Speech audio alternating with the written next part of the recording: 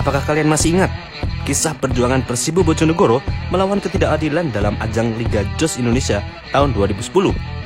Ya, kala itu Persibo Bojonegoro harus berjuang mati-matian melewati sejumlah keputusan merugikan dari wasit di setiap pertandingannya.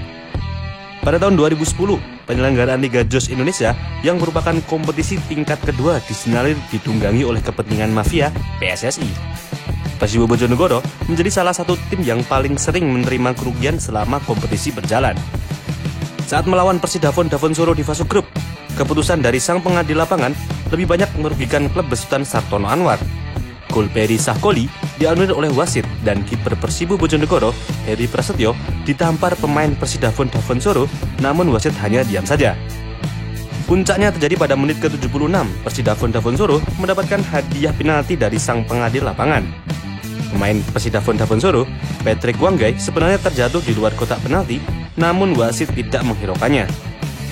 Masih berada di fase grup, Persibo Bojonegoro juga harus mengalami nasib pahit saat bertemu dengan sang tuan rumah, Delta Sidoarjo.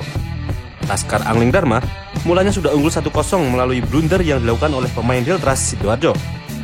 Namun, mereka harus mengalah karena 2 penalti aneh yang didapat Delta Sidoarjo. Pelatih Sartono Anwar yang geram melihat kejadian tersebut lantas berkomentar bahwa Delta Sidoarjo diperkuat dengan 14 pemain untuk menyindir wasit. Dikutip dari kisah perlawanan terhadap kemustahilan oleh Eri Irawan, total ada 15 penalti yang mengiringi perjalanan Delta Sidoarjo di Liga Jos Indonesia. Pada partai puncak, Persibo Bojonegoro kembali harus melawan Delta Sidoarjo di Stadion Manahan Solo.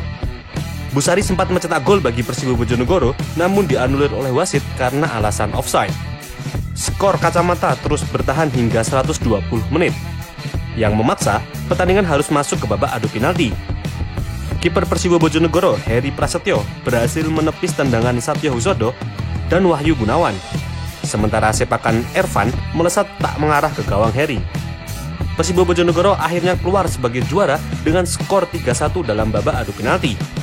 Sartono Anwar mengatakan bahwa kemenangan tersebut bukanlah sekedar kemenangan Persibo Bojonegoro, melainkan juga merupakan kemenangan atas hal-hal yang tidak sportif dalam sepak bola.